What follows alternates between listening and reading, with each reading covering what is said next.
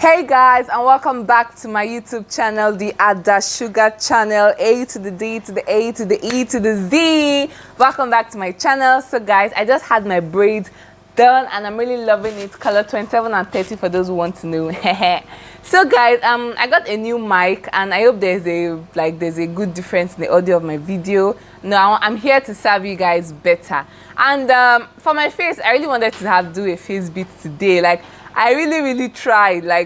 I tried, but the face beat came out so bad. Like my brows, I don't know whether it's because I don't know, me and makeup are not really besties, but the makeup really came out so bad. So I just rinsed my face. You guys should please enjoy this, my natural look for today. Please, thank you so much. And please, if you have not checked, if you are new to this channel, welcome. Thank you very much for clicking that link and for checking out my video. Don't forget to like this video if you like it, leave a comment and subscribe. So guys, today's topic, according to the title, I'm going to talk about feminine hygiene and tips you need to know and how to prevent reoccurring yeast infection. For some of you who don't know what yeast infection is, candida, that itchy feeling you get and you start seeing white discharge. Yeah, that is yeast infection. For those of you who don't know, it's yeast infection that causes you to go and buy nicotine and all those other things you buy from the pharmacy. So guys, I'm going to be giving you guys some tips. I'm going to be giving you guys, you ladies, because ladies that need this video. So I'm going to be telling you things on how to improve your feminine hygiene and how to prevent infections. And I'll be telling you reasonable, I'm telling you realistic things that have happened to me and how I got them solved. So the first tip I'll be giving is if you have ingrowths. What are ingrowths? Ingrowths, some of us ladies, we're really shy to talk about these things, and it's understandable, really understandable. But that ingrowth is when you have things that are small. Some people call it pimples on their private area, that your vagina area where hair grows. You may see some things like pimples. Some people call it small balls. If you bust it, pus will come out. I don't know if it's pus, but yeah, it should be pus, because if you bust it, something is going to come out of it. So those are ingrowths, and if you have them, you shouldn't be so ashamed. It's not an infection. It's not something too serious. Most of the times, ingrowth comes when, for me, I have ingrowths when I take time before I shave, because I use a shaving stick to shave my private area. I don't use a shaving cream. So, if I take time before I shave, maybe I take time and my hair becomes bushy. Most times when I now shave it, I get those small pimple-like stuff because, it took time before I shaved. That's one thing I know that causes ingrowth. And also, if you wear really tight pants or your pants gets wet, your pants is wet, during this season weather, it gets really hot. So if you are hot and, at times, let's see, I'm going to be very open and realistic here. We're all ladies. There's no need to be ashamed. These are things that can happen to anybody. So at times during the hot season, when you take off your pants, you see that the sides are a bit wet. It's because of sweat. It's normal. You were sweating. That's why it's wet. So at times when you wear those damp panties for a long time, or you wear the tight panties for a long time, they also cause ingrowth. But majorly, I know shaving, not shaving on time, causes it majorly. Because I noticed that when I start shaving, I won't wait for my hair to grow. I won't wait for my hair to grow so much before shaving it. I found out that I hardly have ingrowths now. And it's not really something to be so bothered about. The next tip I'm going to be giving you guys is eat food good for your vagina. Eat food and fruits that are good for your vagina. I know some of you might be asking, which food is good for your vagina? These nutritionist people, they have come again. They sure want you to buy all the food in the market. No, you don't need to break the bank to eat fruits that are good for your vagina.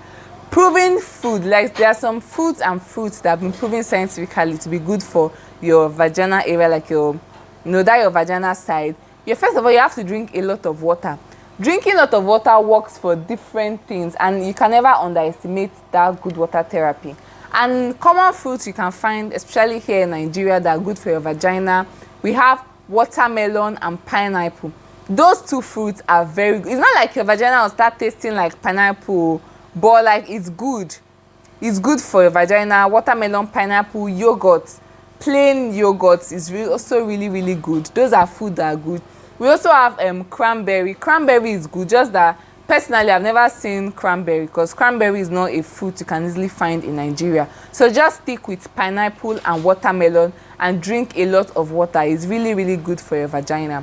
So guys, next thing, do not wash your vagina with soap or chemicals. One day I was in my hostel and this girl came to market her goods.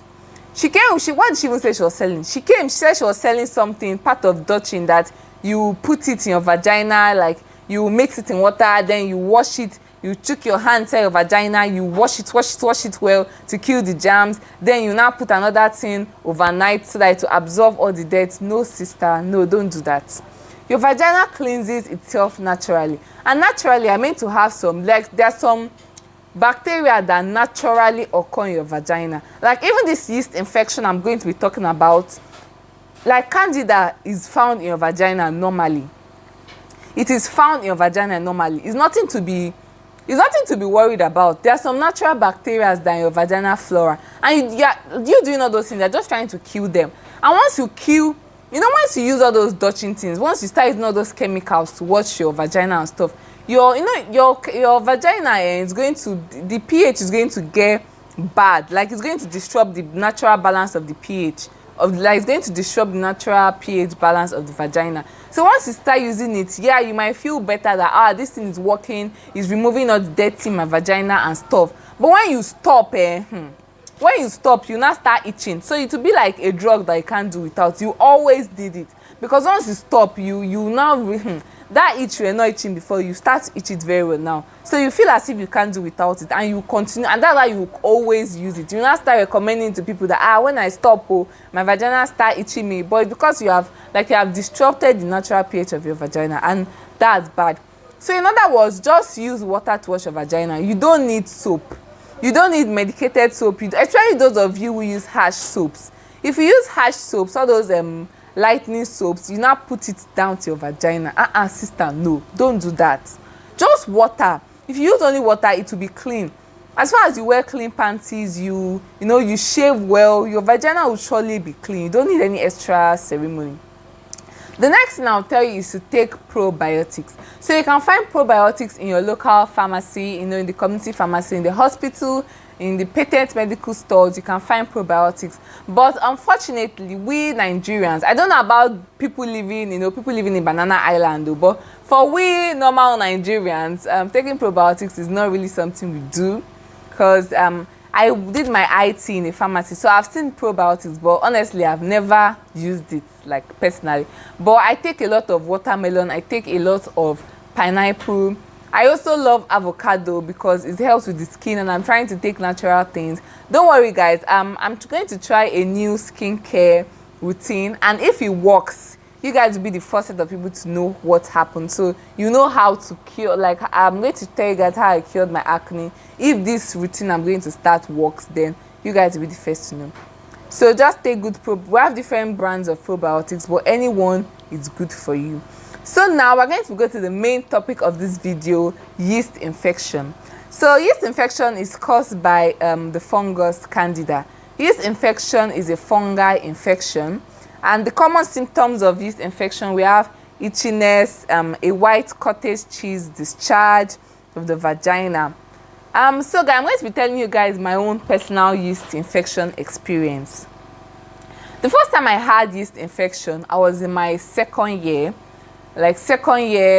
second semester. I was preparing for my exams. Then I started experiencing some itching. First of all, when I was in my second year, my hostel wasn't close to the library, so I was forced to use the library's toilet. And in our school, the library doesn't have a proper toilet. The toilet they have is just for the staffs in the school. So you have to go downstairs and use the floor. Like, there was just one area they just put male and female. The place is so it's so stinky, so bad. So nobody really uses there. You have to go behind a tree, or that kind of thing now. So and I noticed that when and I was always going to the library every day. So and I noticed that when I go there to ease myself, after 3 straight days of going there to ease myself, I started itching. But I just knew it's because of the environment. Like I have a sensitive body, so I just think it's because of the environment. That's how I was itching. But that one was by the side. Then after like 2 weeks or so, I'd stopped going there to ease myself because I knew it was making me itch. Then I started getting this discharge from my, like when I put off my pants, I would see this white discharge. At times it would have dried. So the first day I saw it, like I was like, what's this thing? Because I know my vaginal discharge isn't that plenty. Because this thing was so plenty. The first day I just brushed it off. Then the second day, the thing started itching me, or like joke. Like it just itched me for like 1 minute. Then I'll be okay. Then like it started itching me. I was like, this thing is not normal. It's just be itching me. Before, and I didn't want to start scratching it so much because scratching it is sweet though. Like when you're scratching it, it's actually kind of nice. But then to start peeling your skin, the skin of the vagina, and I don't know, at times it won't bring out blood because of the excess itching. So this thing, I was like bothered that, God, what is this? And a disclaimer, if you have yeast infection, do not be ashamed to go to the pharmacy. It is not a sexually transmitted infection.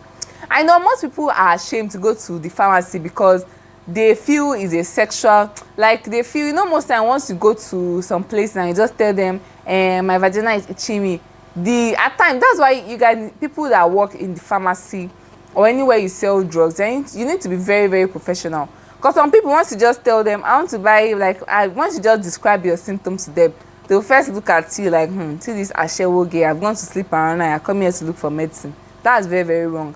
And like when I wanted to go to the pharmacy, there's this pharmacy I go to in school, but the pharmacy, like mostly guys that are there. So I wanted to go there, but honestly, I was really shy because I was like, hey, these people. So I now went to another pharmacy that I knew that it was just ladies that were there. And then when I went there, before going to the pharmacy, I did because I'm a pharmacy student, so I have this PDF, this MDEX. I have this MDEX PDF on my phone. So I just, I scrolled to check the medicine I'm going to use. I checked it on the MDEX and I saw that I needed a fungal, like I could use a topical treatment or an oral treatment. Topical is what you like creams you rub on the surface. By oral, you take it in. So I went to the pharmacy and I was given this medicine. I can't really remember the name, but I was given this medicine. Just had 3 capsules. I remember I bought 1 capsule for 300, so the 3 was 900 naira. So the pharmacist was like, I should just take 1 every week. When she first told me take 1 every week, I was not finding it because I remember that day was a Friday. And I was not finding it funny because just for me to walk to that pharmacy alone, I was struggling not to itch on the road. The thing was just burning me. Like it was so bad. I was just struggling not to itch on the road. Just for this woman to come and tell me I should take the medicine once a week. Like I need something that will take morning, afternoon, and night. God, it was too bad, I beg. It was so bad. I was itching bad. So the pharmacist told me I should just take 1 a week, that the medicine is strong. I think the medicine was either 150 milligram or 200 milligram. It's one medicine, it looked like an antibiotic, but the fungal, it was like a fungal, something nazole. Anyway, azoles are for fungal infections. So, I went to the hostel. I was like, oh God, just 1 medicine. How would I take 1 medicine and wait for a whole week? This thing is going to itch me and kill me. Like, I was not even finding it funny. So anyway, I just took the medicine. The first day I took the medicine, I was still itching so bad. Like, I didn't even see any difference. But the second day, I started seeing a bit different. And then I went to, I changed, because then I brought out my cotton pants, because then I liked all those silk lacy pants because they're really fine. So I just brought out my cotton pants and started wearing them. And I was always washing up. Then I bought a disinfectant. So I'll just put the disinfectant in my water and just use it to have my bath generally. I just use the disinfectant for a week because, ideally, I'm not meant to use disinfectant for more than a week. So I just used the disinfectant for a week, then I stopped. So by the time I took the second dose, the second week, I wasn't even itching anymore. Just that I needed to take the 3rd dose just to complete my medication, but I wasn't even itching again. Just that 1 tablet did everything. That's why it's not good to have. As I was like, this woman, does she know what she's saying? I'm not going to buy extra from another pharmacy. That's overdose, and it can even have worse side effects. So I just took the medicine And after the 3rd week, like, I was totally free, and that's how I dealt with my yeast infection. So I had that yeast infection again after like 4 months. But this time, I didn't use that oral medicine. I went to the pharmacy and I bought this. You know, the common one is nicotine, but there was another one I bought, so it was not nicotine. I don't know, the body is pink. I think Gina Med or something. I bought it, but I bought the tablet inserts. You're supposed to use the tablet inserts for, I think, 6 or 7 days. So the second time I had this infection, I used the tablet inserts and they worked perfectly. It comes with an applicator. You just put the capsule in it, and you lie down, open your leg and put it inside, then just calm down. It's advised to use it at bed at night time, and it works perfectly. So guys, how do you prevent reoccurring yeast infection? Because when I had the yeast infection like 3 months later, I wasn't finding it funny. I was like, why am I having this thing again?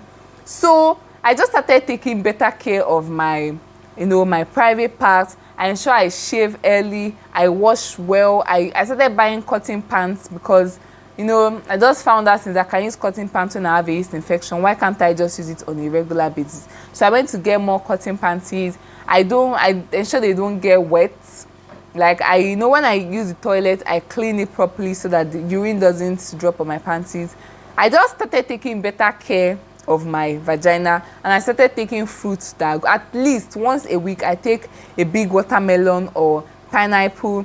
I drink a lot of water. I wash my area well. I wash my pants well and allow it to sun dry properly. Another thing is that some of you wash your panties and you spread it in the bathroom. Okay, you spread it in the bathroom, then it doesn't dry, like your panties doesn't dry properly. It only dries because you're meant to sun dry your panties. That's the basic thing. So some of you, when you spread it in the bathroom, it doesn't dry properly. It just dries, but it doesn't dry properly. So you need to air your panties well so that it will dry properly. And sun drying also kills germs that are going to be on your panties. Some of you, some of you don't like accepting that there are germs on your body, whether you like it or not. Those are naturally, those germs are there naturally. They're on your natural flora. So there's really nothing you can do about it. It's just when it's like that candida now is always in your vagina. It's just that at times it is triggered. So if something triggers the growth, and that's why it starts producing so much. Like when I was having that yeast infection, I can legit just put my hand and like a little big ball of that white cheese-like thing will just fill my hand. Like, it was producing so much.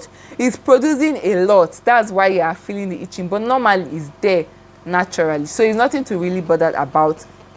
And it's nothing to be ashamed about. Everybody gets a yeast infection sometime or the other. Either you're sexually active or not. At sometimes you have yeast infection. But why you should start getting really concerned is when you start to have it more than 4 times in a year. Because that's when you should start getting really concerned. And for other infections minus yeast infection, I did my IT at a community pharmacy. And one thing I noticed with ladies, that some of you don't take your health seriously. Some of you don't take your health seriously, and it's really, really bad. There was this lady that came to the pharmacy. She came, she complained, and we told her to go to the lab for a test, a Staphylococcus aureus test. Do you know that this lady came back? Normally, and you have staff in your, you have staff normally. When you bring your results, you see mild, moderate, the range, the degree of which it is there. So this lady came, and this the level of staff, it was kind of high. So we told this woman, come for your treatment. You come for your 5-day treatment. Come and take your drugs. We give. Staff is a bit expensive to treat, though, honestly, because I know you can spend about 15,000 naira treating your staphylococcus infection. But it's not better to just treat it once and for all and forget about it than leaving it there to create more harm. So this lady, we told her that, okay, when are you going to start your treatment? It's advised to start immediately. We gave her a payment plan that if you can't pay the 15,000 at once, you can put down a deposit of 7.5, because you're going to keep coming to the pharmacy for about 5 days. You can complete your treatment. And this lady was like, okay, I'll come back, I'll think about it. She left. She came back, and one thing is that once we are treating you for staff, we we put it in record, you know, so that we can keep record of your health records. So this lady left. She came back after 2 months. She complained again, the same symptoms. We told her to go for another lab test. This lady came back. She still had staph. And for example, let's just say the percentage of staph that she had the first time she came was, let's say, 45%. This time she came, so it was already 80. We told her that this thing is getting higher. Treat it. She was like, I don't know, she just kept giving excuses. We told her that if money is your problem, just drop whatever you have and start this treatment. We were like, you came 2 months ago. Why can't you just complete your treatment? Why can't you at least start your treatment?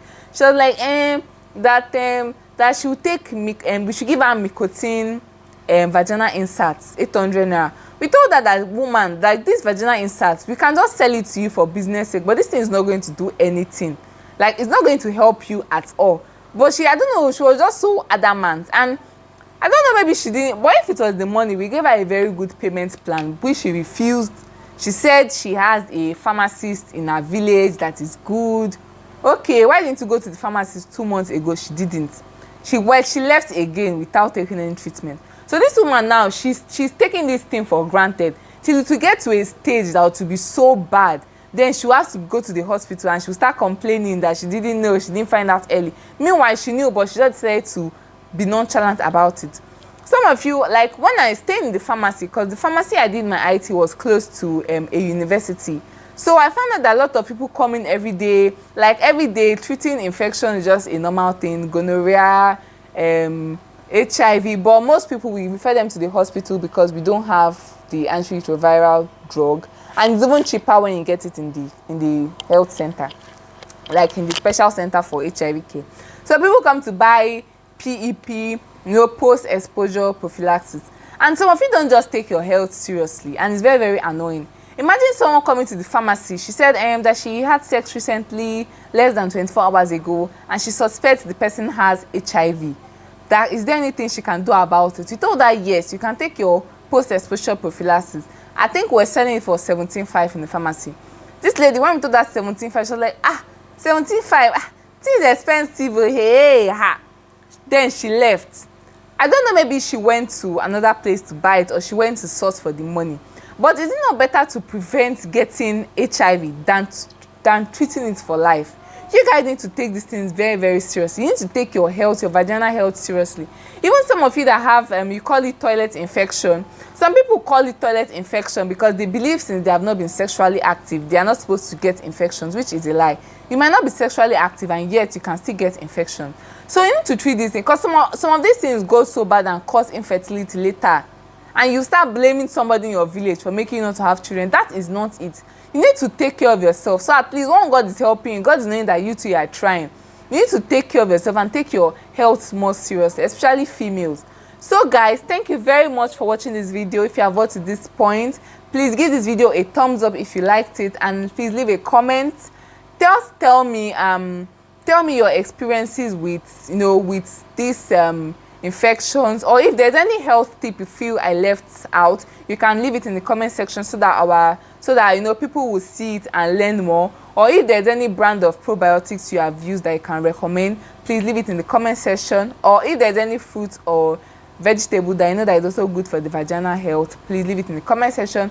If you have any addition, subtraction, you feel I was wrong in something, please leave it in the comment. I'd love to read your comments. So please, if you're not subscribed, please subscribe to this video. Just like click that subscribe button right now. It is free of charge.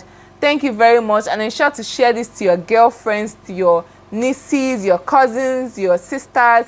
Anybody who's a lady needs to watch this video. Thank you very much, and please